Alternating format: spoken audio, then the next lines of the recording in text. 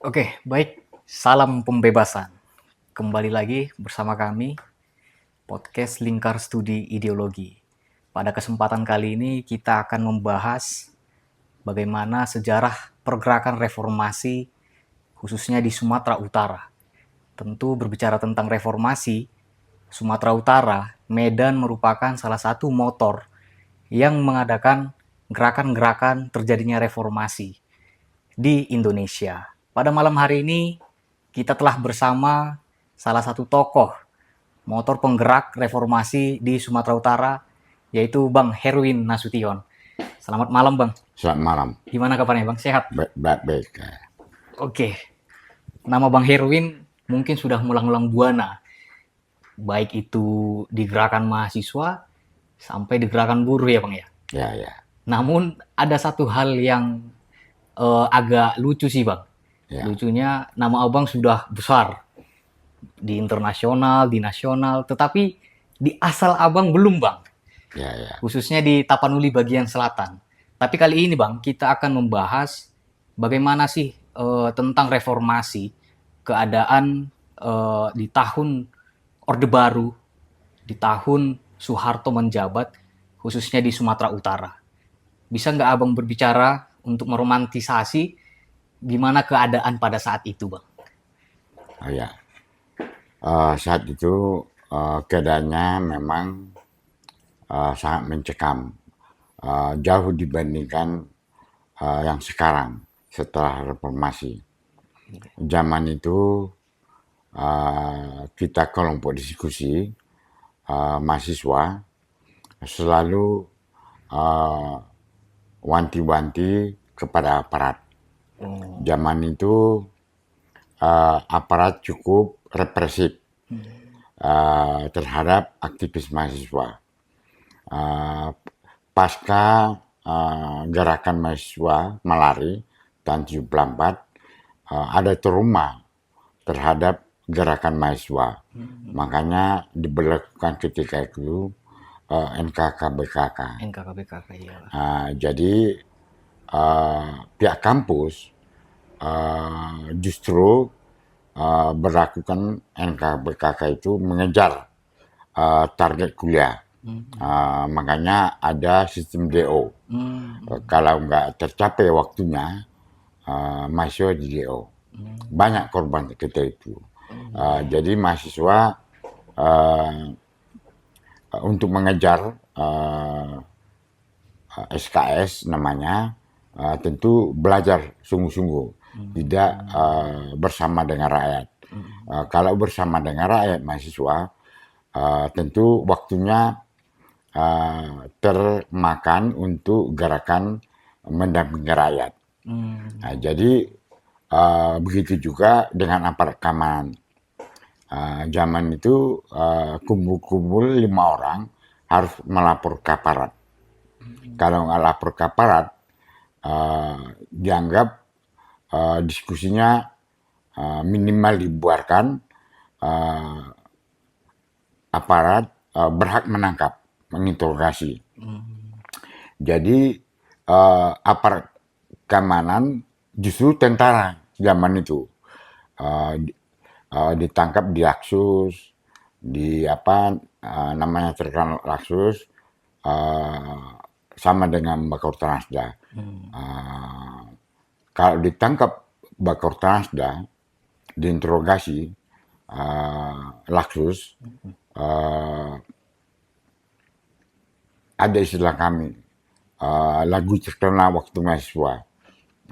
Kalau ditangkap kita, pulang-pulang holi-holi katanya. Jadi ada gendangnya dua ketika itu. Mati atau cacat ketika itu. Jadi mahasiswa sangat hati-hati buat pertemuan. Jadi dikenal dengan pertemuan gelap. Padahal terangnya ada lampu, tapi istilah pertemuan gelap. Istilah pada saat itu. Kalau ada pertemuan gelap, kalau tahu aparat pasti ditangkap. Sudah banyak kawan-kawan ditangkap ketika itu, termasuk saya sendiri. Oh iya. Tapi sebelum itu Bang, ya, Abang angkatan tahun berapa, Bang? Angkatan 1986. 86. 86 Di ya. kampus no mention, Bang ya. Uh, Alumni SMA 1 Negeri uh, Kota Padang Sidimpuan ya. Kota SMA Parangsipuan. 1 Kota Padang Sidimpuan. Jadi lanjut kuliah merantau di Nomensen. Hmm. Jadi memang Nomensen itu pada saat itu dikenal markas pergerakan. Bekas. Jadi cukup radikal di zaman itu Nomensen. Karena kami belajar di gerakan kampus dulu, menurunkan rektor, berhasil menurunkan rektor. Salah satunya rektor turun, namanya saya yang buat. Jadi gerakan-gerakan itu kami belajar macam mana gerakan di kampus. Akhirnya coba keluar, udah pengalaman di kampus, gerakan itu kami praktekkan di luar. Jadi memang berbeda, tetapi substansinya gerakan itu sama, menurunkan rektor, pejabat. Jadi ketika itu semangat menurunkan Soeharto cukup apa? Cukup kuat ketika itu. Tetapi bukan hanya anak Nomensen saja, bergabung dari Sumatera, menurunkan itu kelompok diskusi. Kelompok diskusi. Bukan apa? Kino Golkar zaman itu yang bergabung sama Soeharto. Jadi kami bentuk kelompok-kelompok diskusi dari aktivis mahasiswa. Jadi kalau mahasiswa yang melopori, tetapi tidak kino Golkar. Apa namanya itu? Aktivisnya macam-macam, dari Nomensen, dari apa, GMKI, aktivis GMKI, aktivis HMI, aktivis PMK, organ-organ eksternal kampus lah, Bang ya. Iya, Cipayung ini ya. tetapi orang-orangnya dari kampus. Iya, orang-orangnya dari kampus, membentuk kelompok studi lah ini, Bang. Kelompok studi ya. Berarti apa, Bang, yang pertama kali Abang terjun keluar mengadvokasi rakyat, itu dalam agenda apa itu, Bang? Dan siapa yang membawa Abang lah terjun ke dunia aktivis gitu, Bang? Ya seniorku. Waktu itu seniorku nggak tamat-tamat. Jadi kupikir ya nggak tamat itu orang bodoh kan. Aku justru kuliah dengan baik. Kemudian aku jadi aktivis. Kawan seniorku benturkan dengan realitas zaman itu. Ideal pelajaran mata kuliah kan, ideal sekali. Dibenturkan sama realitas, tidak berjalan. Itu kuanalisis, banyak baca-baca buku gerakan. Setelah buku kampus ku tinggalkan, buku gerakan aja ku baca kan. Jadi awalnya dari situ, makanya terjun ke rakyat. Jadi yang pertama kali di advokasi ini memang lokusnya itu buruh, Bang ya? Ya memang fokusnya buruh, tetapi semua kami tangani. Buruh, petani, miskin kota, apa yang tidak adil lah, untuk mengorganisir supaya ada kekuatan massa menurunkan Soeharto. Itu awalnya. Jadi yang berhasil cuma buruh. Berhasil perubahan kebijakan di organisasi buruh. Walaupun sulit zaman itu kan, tahun 89 memulainya. 89 memulainya. 89. Tapi aku ada baca, Bang, Abang pernah ditangkap, Bang ya? Karena mengkritisi zaman Orde Baru ya. Itu bisa diceritakan sedikit nggak itu, Bang? Ya, aku ditangkap waktu evaluasi aksi di Mapar. Tim kami aksi berbagai organ kan, dari buruh. Jadi Pas evaluasi saya digerebek. Walaupun hati-hati, tetapi Inter Soeharto ketika itu sangat kuat kan. Jadi saya ditangkap, dibawa ke Kodim Tabes Medan. Yang menangkap saya kan militer, nggak bisa polisi. Karena kenapa ditangkap? Apa kuhapnya? Kalau militer nggak ada kuhap ketika itu, ya dia bebas nangkap, ya kan. Jadi hampir 2 minggu kemudian diinterogasi saya secara fisik, dipindahkan ke Laksus. Karena mahasiswa labelnya kan, mahasiswa labelnya saya ditangkap, tunjukkan kartu mahasiswa, namanya Heru Nasution. Rupanya yang mereka cari 2 orang kan, Mas Don dan Heru Nasution. Saya juga sebenarnya. Iya, Mas Don. Jadi teman-temanku disiksa. Dia mengaku, Mas Don Pak ini katanya. Akhirnya ya disiksa saya, nggak sadarkan diri kan. Jadi pengusaha hadir zaman itu. Mati kau, senang dia, melotot matanya semua segala macam.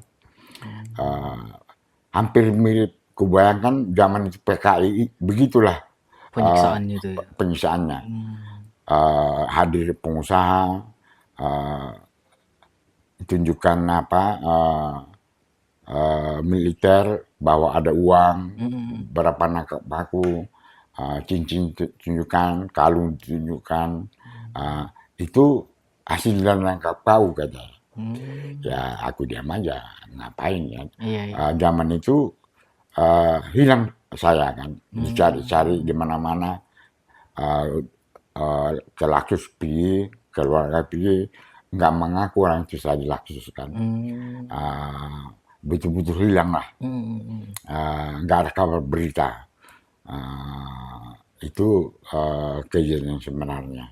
Tapi setelah ditangkap, itu kan gerakan abang makin progresif lagi ke depannya itu untuk menurunkan Soeharto itu. Itu kan sebelum kejadian aksi dari 94 itu bang ya?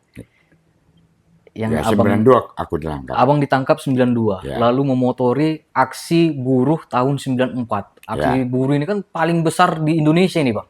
Di Asia. Di Asia ya? Asia Tenggara. Itu gimana bang ceritanya itu? Jadi zaman itu saya lakukan, kalau ditangkap orang sisa, aku puji. Akhirnya aku buat jadi apa? Jadi koordinator kan. Aku kunjungi ke rumahnya, dekat aku sama dia. Ya, aku jelaskan kenapa ditangkap. Tapi jangan dikasih tahu sama buruh yang lain, aku bilang. Bilang aja kalau ditangkap, tahanan politik, servis aparat, aku bilang kan. Jadi ngakunya begitu mereka. Baru strategi kedua, supaya banyak kader, banyak masalah perusahaan, satu itu perusahaan itu. Supaya ada penyebaran, penyebaran kan pindah dia ke tempat lain. Zaman itu mudah untuk kerja, karena zaman itu industrialisasi, Soeharto ketika itu ada kawasan industri, banyak kawasan industri, jadi mudah mencari kerja. Kalau di PHK pamannya, zaman itu undang-undang Soekarno, jadi cukup banyak uang pesangonnya. Jadi gampang kerja, pindah-pindah kerja, dapat uang pesangon besar, pindah lagi kerja. 3 bulan kemudian, supaya dia persyaratan ketika itu, kalau dia sudah 3 bulan, diangkat jadi SKU tetap. Ya. Makanya jangan buat macam-macam sebelum dia pekerja tetap. Hak-haknya dapat semua kan. Kalau udah 3 bulan, 4 bulan, ya unjuk rasa semua. Kalau menurut aku mampu unjuk rasa berhasil dengan teori-teori yang kita diskusikan. Teori ini dibuat berdasarkan pengalaman kan. Jadi betul-betul kontekstual. Jadi berhasil. Kader-kader banyak. Justru kami tidak takut menutup perusahaan. Udah puluhan saya tutup perusahaan. Enggak 2 bulan mungkin ada. Banyak tutup perusahaan. Kalau unjuk rasa kami nggak ditanggapi, tentu produksi nggak jalan. Tutup perusahaannya. Kalau permintaan kami tidak direalisasikan oleh pengusaha dan pemerintah, aksi terus. Jadi sampai dia nggak berproduksi. Jadi waktu itu pesangonnya 2 ketentuan. Bukan sekarang 1,5 ketentuan, setengah ketentuan, 1,5 kalau tidak bersalah. Jadi bahkan tidak ada pesangon, tidak ada bangkrut. Zaman itu ada pesangonnya. Jadi zaman Soekarno itu buat undang-undang cukup bagus dia. Tetapi lama-lama undang-undangnya, kebijakannya degradasi. Lama-lama kebijakannya. Justru kebijakan yang lama yang bagus kan. Waktu itu sudah mulai Undang-Undang Nomor 13 dibuat, turun degradasi. Contohnya pesangonnya turun. Jadi cutinya turun dari 16 hari jadi 12 hari. Ya. Arah eksploitasinya udah makin parah. Parah. Tapi perannya zaman itu kan sudah ada Muchtar Pakpahan, dia terkenal kan. Dia minta pendapat justru degradasi peraturannya. Dia setuju, kami tidak setuju. Zaman itu kami tidak bisa kampanye internasional kan. Kalau nggak ada namanya mahasiswa kan. Dia kan doktor kan. Bisa kampanye, dia pandai bahasa Inggris semua kan. Ya, justru makin zaman Muchtar makin degradasi. Zaman sekarang makin parah lagi. Jadi gerakan itu sekarang udah takut orang kenapa kan. Makanya gerakan itu makin sulit. Dulu tutup perusahaan pun dapat pesangon. Jadi pesangonnya besar. Berombok-ombok orang tutup perusahaan kan. Nggak masalah zaman itu. Tapi Bang, keadaan waktu aksi 94 itu gimana itu Bang? Ya kami di penjara. Di penjara juga orang abang itu ya? Kawanku di penjara, direkturku di penjara, aku kepala divisi. Hukumannya 1 tahun 2 bulan. Zaman itu di penjara tidak lagi menangkap polisi. Jakarta ditangkap, lari kami di Jakarta karena direktur. Dia harus bertanggung jawab. Padahal dia nggak tahu tentang gerakan buruh kan. Dia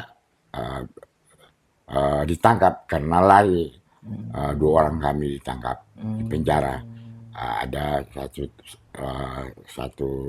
tahun 1 bulan, ada 1 tahun 2 bulan, bervariasi lah hukumannya kan. Itu orang abang tergabung di KPS itu Bang ya? Ya KPS. Kelompok Pelita Sejahtera. Kelompok Pelita Sejahtera. Direktur abang inilah yang kena tangkap? Ketangkap. Jadi aku PJS diangkat.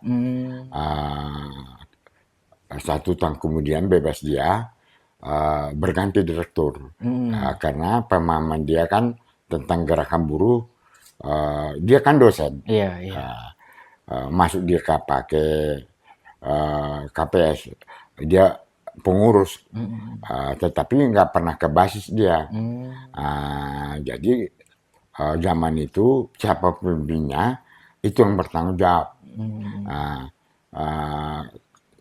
Kami lari sempat jumpa di Jakarta, konsolidasi, tetapi aku punya sakti dari Komnas HAM. Zaman itu SK Soeharto, Komnas HAM. Aku buat apa? Pelatihan di Jakarta, mundur. Pelatihan waktunya mundur. Waktunya apa? Kecepatan apanya? Tidak di lokus direkturnya nggak dapat. Aku di Jakarta sebelum aksi 94 itu. Padahal aku ke Jakarta itu sebenarnya mempersiapkan aksi besar-besaran, jumpai teman-teman gerakan. Tiba-tiba udah besar gerakan di Medan. Cuma gerakan di Medan itu ada campur tangan aparat keamanan. Udah kami buat surat, hentikan gerakan. Gerakan itu sampai ke Riau. Sampai ke Riau. Iya, iya. Udah kami buat surat sama anggota kami, unjuk rasa terus. Polanya mirip seperti Mei, gerakan Mei. Jadi cepat-cepat datang pakai kepala, dibakarnya terpengaruh orang, terjadi pencurian semua barang-barang.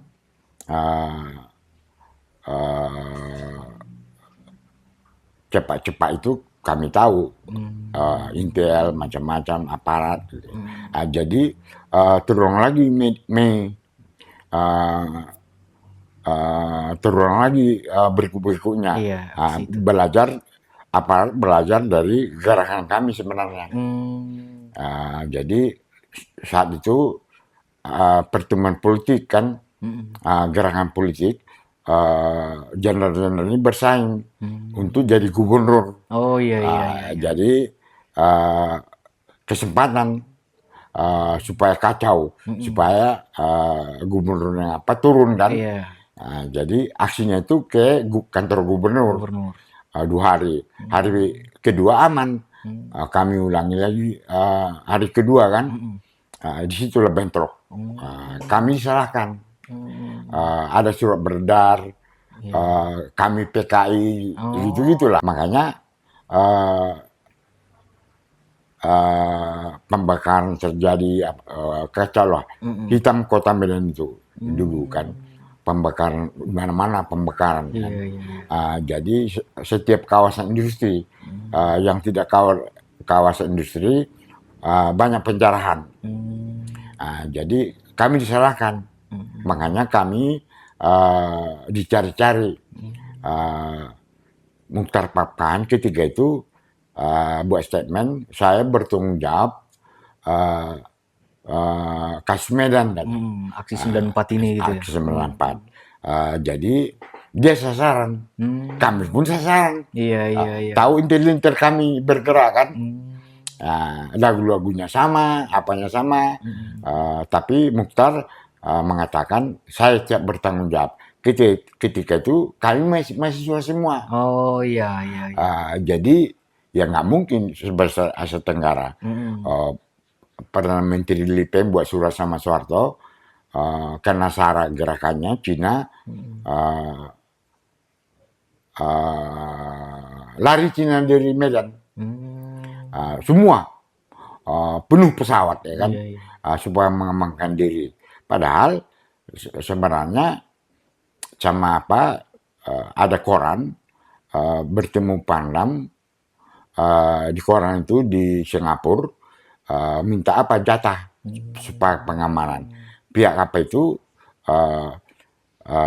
Chinese kan pengusaha rata-rata. Buat setor. Tapi gerakan itu nggak bisa dirempang lagi. Jadi mereka tinggal di rumah-rumah elit kan, Iya, tersendiri. iya. Apanya justifikasinya ya benar lah menurut koran-koran apa semua, karena mereka eksklusif, tidak mau berbaur sama masyarakat, ya kan. Jadi satu orang mati dari pengusaha, satu orang mati dari buruh. Namanya Rusli. Tapi Muchtar Papahan bilang itu kadernya. Padahal anggotaku kan. Iya, iya, iya, iya. Ya, tapi oke lah gitu. Saat itu ya nggak kuanggap apa-apa. Ya bersaing, tapi dosenku kan seniorku dia Iya, kan. iya. Jadi kubarkan aja.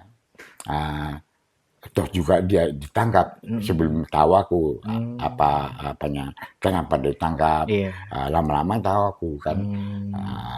Jadi dari situlah dia buat partai buruh. Iya, iya.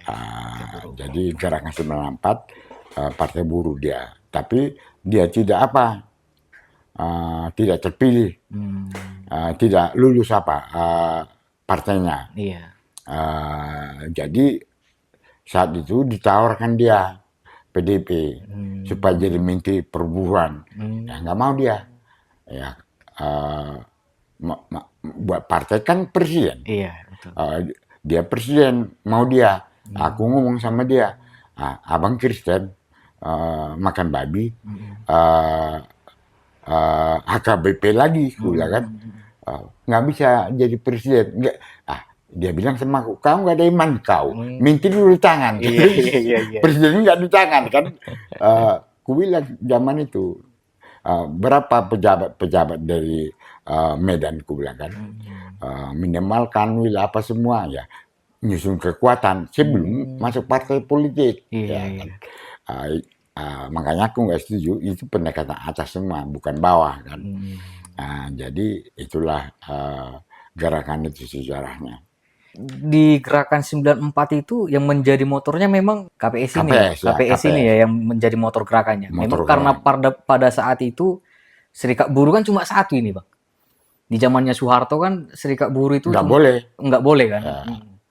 Hanya satu aja. Makanya kami membuat STM Iya. serikat Serikat tolong menolong. Tapi isinya gerakan, pendidikannya gerakan. Iya.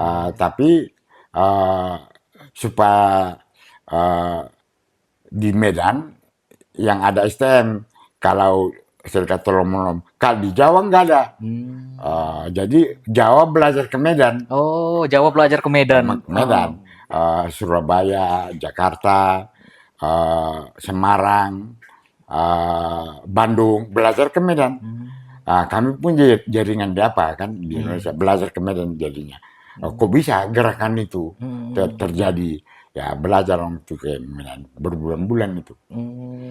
Setelah aksi 94, ini kan Abang masih fokus dan terus untuk mengadvokasi buruh ini, Bang. Terpilihlah Bang sebagai direktur KPS, Bang kan? Apa yang Abang harapkan dan yang Abang lihat, kenapa buruh ini menjadi penting untuk terjadinya revolusi? Ya, saya banyak baca buku kan, jadi saya percaya. Tapi diskusi dengan Arief Budiman, sering tentang Arief Budiman. Ada Sogi kan, dia buka. Sering kami baca bukunya kan, buku wajib itu, Sang Demonstran kan. Catatan Sang Demonstran kan, dia konsisten. Jadi Arief Budiman ngomong sama aku, siapa nanti ke depan revolusi, mahasiswa atau buruh katanya. Ya aku bilang buruh. Fakta-faktanya aku bilang kan, mahasiswa katanya. Benar dia. Jadi di samping itu saya dekat dengan mahasiswa karena saya mahasiswa. Iya. Semua kawan-kawan mahasiswa ketika itu cukup dekat. Ada program kami penularan visi dan misi ke mahasiswa. Jadi berdasarkan program itu kami bentuk kelompok-kelompok diskusi. Jadi makanya ada kelompok diskusi. Aku anak muda ketika itu, lama kawinnya kan, cepat naik kereta, apa semua. Di mana aku tinggal, situ aku tidur. Namanya Tanjung Merawa aku tidur. Di bas aku tidur. Ya celana 2 aja. Kalau apa kotor cuci. Kaos nggak ada. Kolor nggak ada. Kalau kolor itu kubuang. Kalau udah kuning kali ya. Kalau kaos ya aku beli. Itu celananya di tasku. Jadi cenali itu jangan kotor. Kalau cenali nggak kotor kan. Di mana aku diskusi, situ aku tidur. Jadi jarang aku ke kantor. Kami jarang populasi ketika itu. Bacanya koran. Gitu. Udah tahu apa kawan-kawan. Dulu begitu.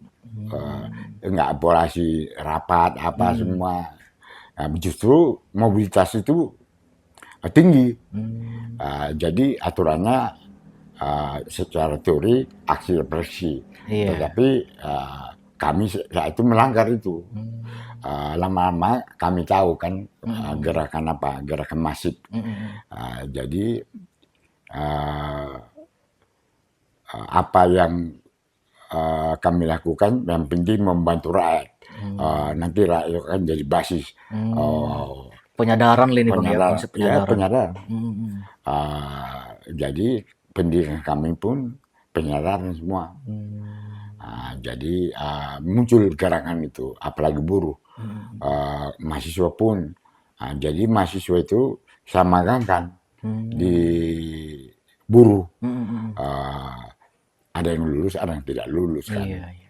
Jadi banyak aktivis buruh. Ada kelemahan buruh, ada kelemahan mahasiswa. Jadi bervariasi. Di samping bentuk kelompok yang ingin ke gerakan rakyat, aku fasilitasi. Artinya melibatkan mahasiswa dalam agenda-agenda buruh ini Bang Leh? Iya. Pengadvokasiannya? Iya. Tetapi mereka di kader, diajarin. Aku buat laporan, apa kerjanya, aku pantau, aku monitoring kan. Setelah kejadian dari aksi 94, apalagi agenda-agenda perjuangan yang Abang lakukan? Iya, banyak. Setelah itu? Kasus politik, umpamanya PDP, perjuangan. Kami aksi pro PDP. Kan dulu PDI dan PDP. Iya, PDI Suryadi dan Pro Mega. Jadi kami pro Mega. Mega kan yakin kami perubahan. Makanya ketua pertama MPL Luban Tobing itu kantornya di kantorku. Menderita zaman itu dulu. Bukan sekarang udah hebat PDP kan. Terlibat aksi di apa itu di Asrama Haji. Asrama Haji. Tapi Jakarta aku nggak terlibat, kawan-kawan terlibat. Jadi rata-rata anak Nomensen pro PDIP. Sejarahnya kan kalau ditarik-tarik jumpa nih Perkindo ya itu. Makanya PDIP. Soekarno itu Soekarnoisme. Jadi MPS Tobing pertama ketua DPD kami itu. Kantorku di kantor mereka di samping kamarku disekat 2. Jadi ya makanya kami semuanya PDIP. Rata-rata. Iya. Aku yang masuk partai. Iya. Abang nggak masuk partai, Bang. Nggak mau aku masuk partai. Tapi satu, Bang, yang pengen saya tanyakan, Bang. Nah, Dari Abang melawan Supership-nya Orde Baru, ya, apa tekanan yang paling Abang ingat sampai sekarang lah? ya penangkapan itulah Penangkapan. tekanan. Keluarga ada nggak kena itu, Bang? Orang Ya, tua ya, apa gitu? orang tua kan lah. Tetapi diindai gedor rumahku kan. Ya, mana Sherwin Medan kata kan.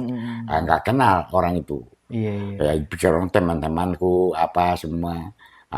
Setelah aku keluar, aku tanya, ada nggak datang ke rumah?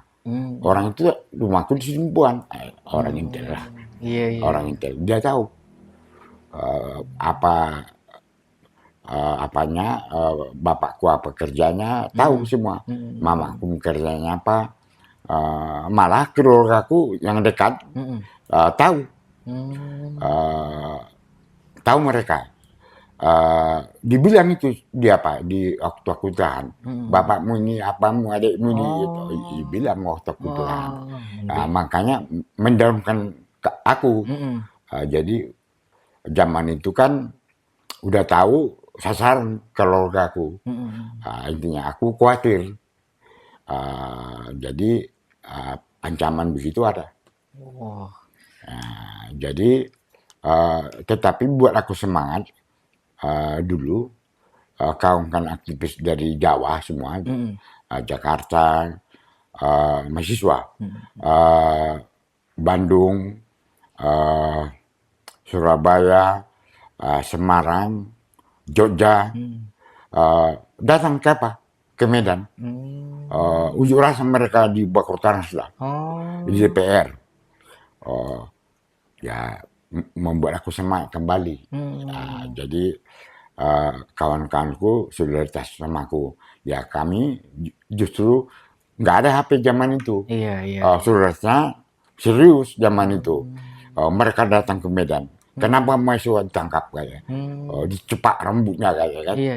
Pangkasnya macam-macam bentuknya kayak. Siksa lagi apa? Tahu mereka. Zaman itu surat kalau apa kantor pos kan, kalau surat kilat timbang kan. Ya jadi lebih mudah konsolidasi zaman dulu, zaman sekarang. Sudah ada elektronik apa semua. Jadi seperti di Korea zaman itu, satu orang ditangkap Indonesia atau Korea turun semua. Solidaritasnya memang terbangun dulu. Terbangun karena saling kenal.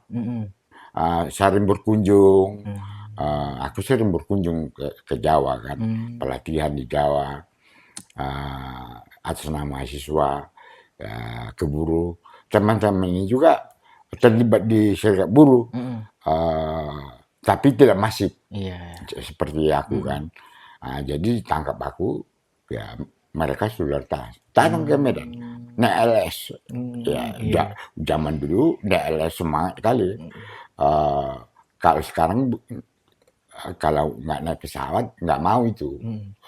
Tapi aku pernah dengar cerita-cerita, Bang, keadaan ketika aksi mahasiswa di zaman Orde Baru itu Medan itu lebih chaos dibandingkan di Jakarta, Bang ya? Iya, betul.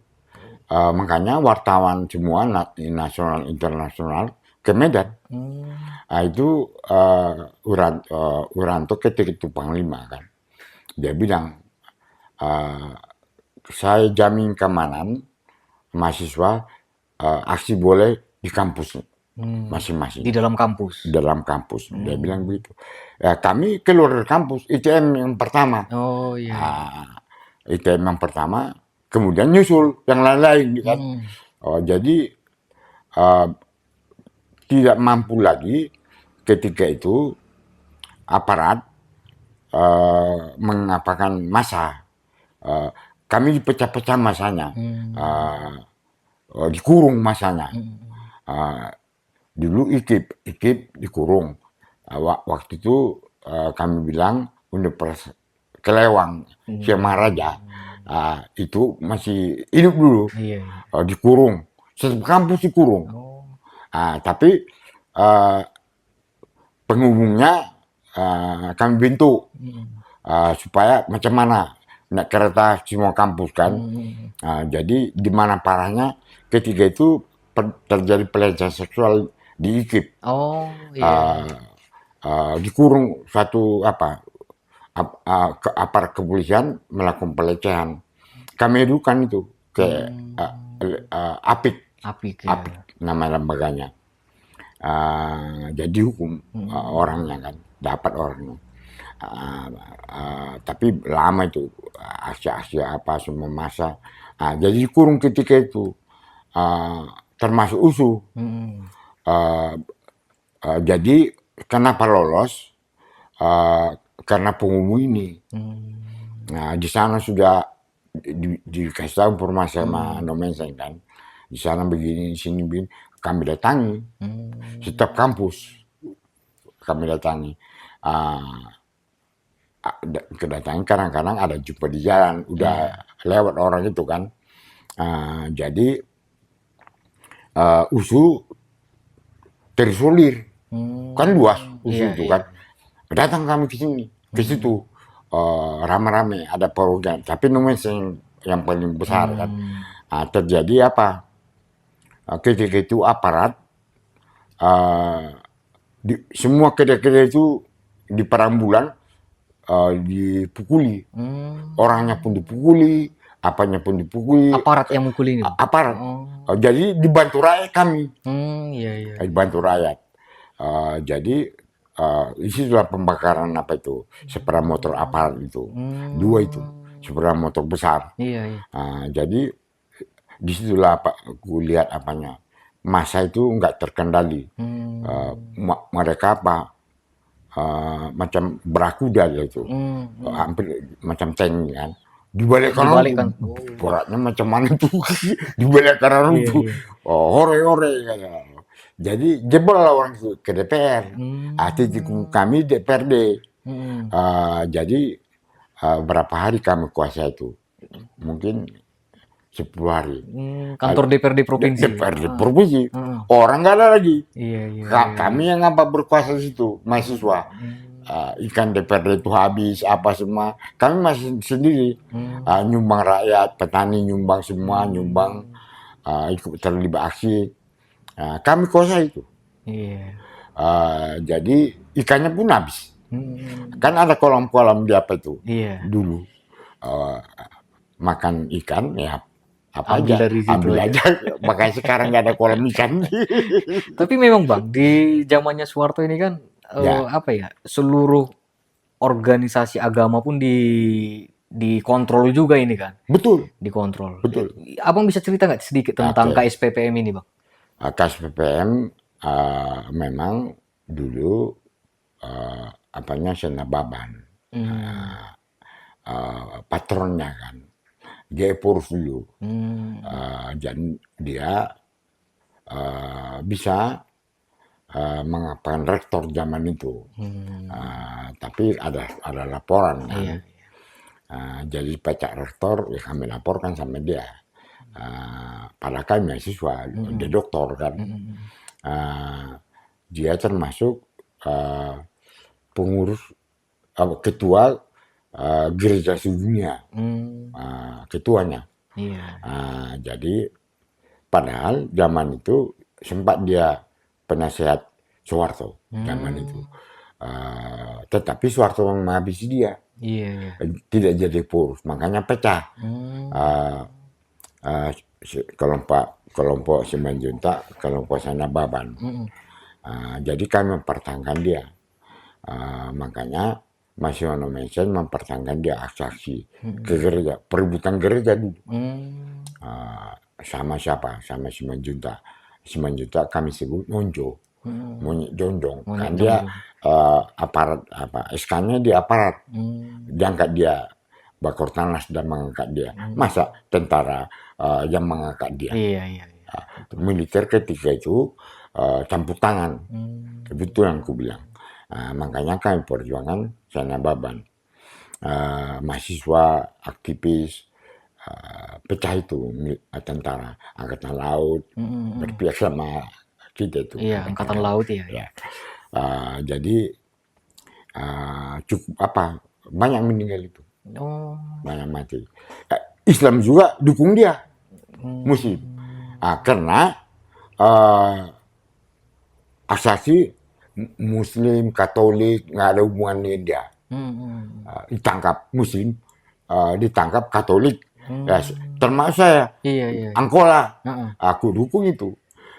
Memang perjuangan dia benar, kan masa militer campur tangan. Iya betul. Jadi pada saat itu militer Soeharto kebenciannya udah sampai ke ubun ya kan. 25 tahun dia berkuasa tunggal. Jadi banyak kasus-kasus yang kami dengar lah, Tommy Soeharto macam keluarganya. Iya. Jadi anaknya juga, jadi udah kelamaan kan. Butuh demokrasi. Kami kan, aku jurusan tata negara, perubahan negara, macam mana negara baik. Nggak, skripsi nggak sesuai itu, nggak sesuai. Aku pelajari apa, macam mana ini. Aku tahu kan realitasnya, makanya aku lama tamat. Akhirnya supaya mengumpulkan massa. Jadi sempat saya skorsing oleh rektor. Kami untuk rektor kan, skorsing saya. Dia rektor pejabat kan, skorsing kami. Berapa orang itu skorsing. Jadi NU pun Gus Dur dikerjanya. Megawati dikerjanya, NU pun, Muhammadiyah juga, semua agama, bukan agama Kristen aja. Jadi makanya Amin Rais turun ke lapangan. Kami fasilitasi itu Amin Rais ke Padang dan juga ke Medan. Oh, Amin Rais datang ke Medan ini, Bang? Datang ke Medan, tapi dari Padang dulu, baru ke Medan. Saya yang jemputnya. Di mana Mas Don kata dia. Aku bilang, saya bawa ke kampus USU kan. Di kampus USU dulu Amin Rais supaya datang, nggak mau dia datang. Aku datang USU melalui aku. Aku bilang kan, nggak percaya orang itu siapa sih Mas Don, masih mahasiswa kan.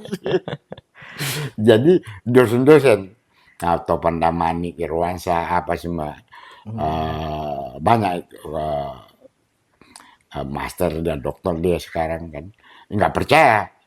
Padahal kawanku kan, kau ini kelompok Hemi, nggak percaya mereka. Datang Amin Rais, rektornya pun nggak percaya. Amin Rais yang datang. Tokoh nasional bisa. Kok bisa mahasiswa datangkan. Jadi dulu kami datangkan ada kesepakatan, kesepakatan di Wali Nasional, pertemuan. Jadi Amin Rais ke mahasiswa kan, dia pun dikerjai, Gus Dur dikerjai, semua dikerjai, NU pun dikerjai. Jadi semualah sudah mendapat oleh dari Soeharto ketika itu, bukan intelektual aja, agama pun. Rektor pun harus campur tangan dia. Jadi bergabunglah semua itu. Jadi bergabung semua. Tentara pun ada, Wiranto juga. Makanya Wiranto mengatakan bebas aksi tapi dalam kampus. Itu memicu aksi? Kami di luar kampus. Macam mana? Anak ITM memulai kan. ITM pertama kali keluar kampus. Baru ya serentaklah keluar. Buatlah penghubung kan. Jadi aku tahu informasi macam mana di sana, macam mana di sini. Jadi buat isu keluar kita ke DPRD, kepung DPRD. Itu jadi. Makanya ke DPR dikepung. Wanti-wanti juga aku. Iya. Kalau nggak turun Soeharto gawat juga. Iya, betul. Karena udah diidentifikasi kan, Iya. udah ketahuan ini Kuat orang-orangnya. kali ya. Udah dikasih orangnya semua, penggerak-penggeraknya. Tapi gamang militer ketika itu. Perintah Panglima. Iya. Boleh unjuk rasa. Tapi dalam kampus. Ini di luar kampus. Iya, betul. Jadi gamang militer ketika itu. Panglimanya Wiranto kan. Wiranto. Wiranto katakan boleh unjuk rasa. Ya, gamang orang itu. Jadi nggak ada ditangkap itu. Nggak ada ditangkap itu zaman itu. Kami kuasa DPR. Jadi leluasa, cukup leluasa. Kosong aparat ya kan. Intel pun kosong. Tapi Intel yakin aku datang. Iya. Tapi nggak pakai seragam ya kan. Nanya situasi. Tiba-tiba di Jakarta berhasil keluar orang dari kampus. Amin Rais, Anam Buyung, semua. Dr. Wali juga datang ke DPR RI. Dikepung orang itu DPR RI. Padahal kita dua. Mencontohnya Jakarta. Iya, betul.